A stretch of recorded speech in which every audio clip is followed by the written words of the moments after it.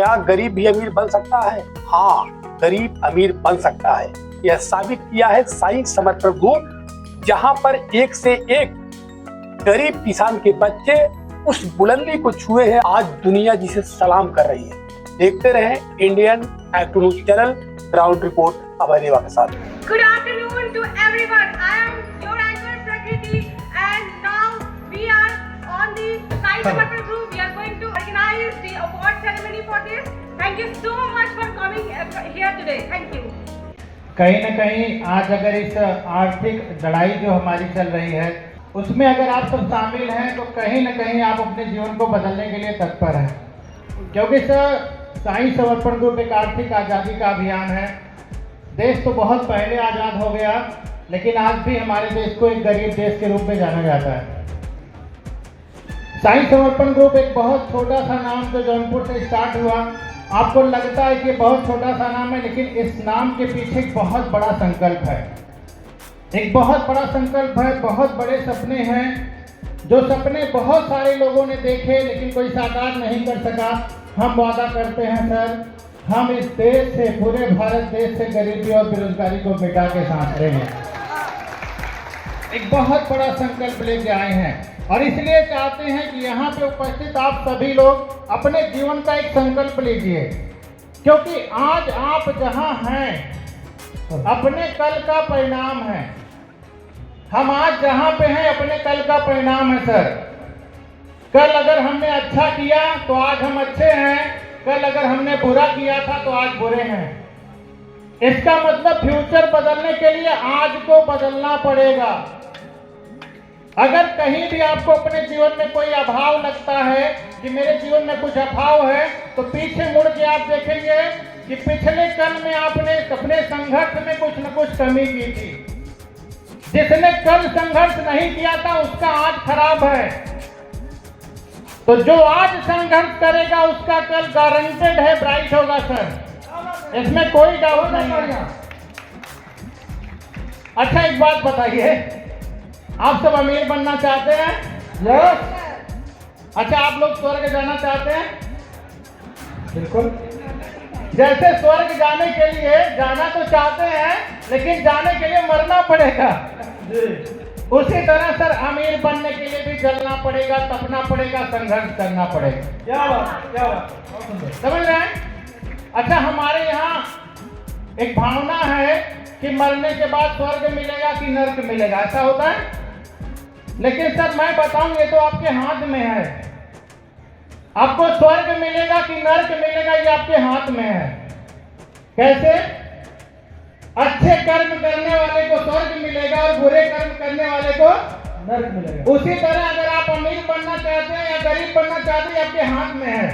संघर्ष करने वाला अमीर बनेगा और बुजदिल गरीब बनेगा। क्या बात है? तो आप अगर संघर्ष करने के लिए तैयार हैं तो ये कायनात आपको अमीर बनाने के लिए तैयार है। मैंने पहले बताया कि आप जो भी हो अपने कल का परिणाम हो। कल हमने गलतियां की थी, संघर्ष नहीं किया, इसलिए आप छोटे हैं ना। अगर आपने बचपन में अच्छे से पढ़ाई की होती तो हमारे जज साहब की तरह आप भी अधिकारी बन के आए होते कि नहीं?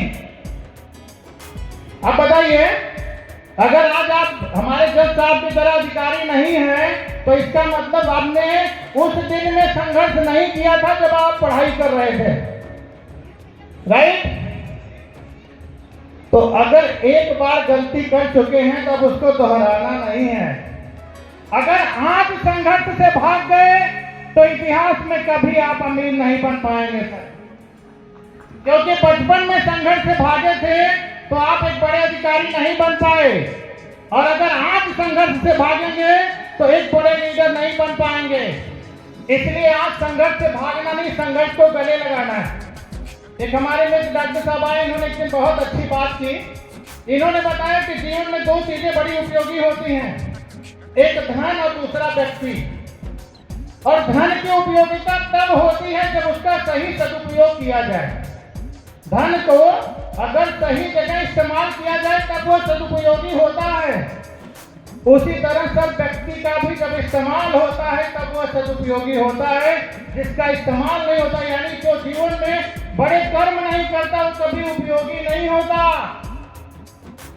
को जीवन में उपयोगी बनने के लिए बड़ा कर्म करना पड़ेगा, समझ रहे हैं आप। और हम ज्यादातर लीडरों को देखते हैं, बहुत सारे लीडर इस बात से दुखी रहते हैं कि मैं बड़ा संघर्ष कर रहा हूँ, बड़ी मेहनत कर रहा हूँ, मुझे वैल्यू नहीं मिल रही है। ज्यादातर लोगों के साथ ये चीजें होती हैं। आपको पता है, आपके फैमिली में भी कभी कभी आपको ये चीजें फील होती हैं कि मैं बहुत मेहनत कर रहा हूँ, बहुत संघर्ष कर रहा हूँ, परिवार के लिए बहुत मेहनत कर रहा हूँ, लेकिन मुझे वैल्यू नहीं मिल रही है। ऐसा होता है? अगर ऐसा होता है तो सही हो रहा है बॉस। सही क्यों हो रहा है? क्योंकि एक छोटी सी लाइन है, वृक्ष का बहु नहीं फल भरत है, नदी में संचय नीर, परमार्थ के कारण साधु धरा। तो सर, परमार्थ के कारण जिस प्रकार साधुओं ने शरीर धन के, उसी तरह से आपका जन्म हजारों लोगों की जरूरतों को पूरी करने के लिए हुआ है, हजारों लोगों को अमीर बनाने के लिए हुआ है। संघर्ष से मत डरो। जानते हैं हम दुखी क्यों होते हैं? क्योंकि हम जो है वृक्ष होकर फल खाना चाहते हैं। वृक्ष का काम क्या है? फल देना। अपने पूरे समाज के लिए, पूरे देश के लिए जैसे वृक्ष फल देता है, उसी प्रकार एक उपयोगी इंसान पूरे देश के लिए संघर्ष करता है। अगर आप अपने परिवार के लिए, अपने देश के लिए संघर्ष कर रहे हैं ना, तभी आप उपयोगी हैं। आप नदी होकर जल का संचय करना चाहेंगे तो दुखी रहेंगे। इस भाव को निकाल दीजिए सर। जितना आप संघर्ष कर रहे हो अपने परिवार को, उनके सपनों को पूरा करने के लिए, अपने परिवार के लिए, अपने देश के लिए, अपने समाज के लिए, आप जान लो कि आप उतने ही महत्वपूर्ण हो। तो आज से हम संघर्ष से अपना नाता जोड़ेंगे, न कि संघर्ष से डरेंगे। तैयार है मेरे साथ? आवाज नहीं आ रही है? आज से हम संघर्ष से अपना नाता जोड़ेंगे सर, क्योंकि जो संघर्ष करेगा वही इतिहास बदलेगा। और हम आम जिंदगी जीने के लिए दुनिया में नहीं आए हैं। साईं समर्पण ग्रुप ने अगर अपना लक्ष्य रखा है कि भारत से गरीबी और बेरोजगारी मिटाएंगे, तो आपका भी एक बड़ा लक्ष्य है। अगर आपका कोई लक्ष्य नहीं, तो जो साईं समर्पण ग्रुप का लक्ष्य है, उस लक्ष्य को अपना लक्ष्य बना लो, जिंदगी बेहतर हो जाएगी। ठीक है सर, बातें बहुत सारी हैं। आज आप लोगों को देखिए बहुत सारा मन कर रहा है, बहुत सारी बातें करें, लेकिन समय अलाउ नहीं कर रहा है। समय कम मिला हुआ है मुझे, आदरणीय संचालक महोदय जी से समय कम मिला है, इसलिए मैं ज्यादा बातें नहीं करूंगा। लेकिन हमारा एक मिशन चल रहा है, इस टाइम एक टूर चल रहा है। एक सर ने एक टूर दिया है, बैंकॉक का टूर, तो मैं उसके लिए चाहता हूँ हाथ से कमर कस लीजिए। बहुत खूबसूरत टूर ऑर्गेनाइज किया गया है, जिसमें 4 नाइट 5 डे का एक टूर ऑर्गेनाइज किया गया। और मैं चाहता हूँ ऐतिहासिक टूर हो और आप सब उसमें शामिल हो, आप सब उसका हिस्सा बने। कितने लोग मेरे साथ चलना चाहते हैं? जितने लोग मेरे साथ चलना चाहते हैं, एक बार नारा लगाएं, जय साईं समर्पण, जय साईं समर्पण, जय साईं समर्पण, जय साईं समर्पण। बहुत बहुत धन्यवाद सर का, जोरदार ताली चाहूंगा सर के लिए।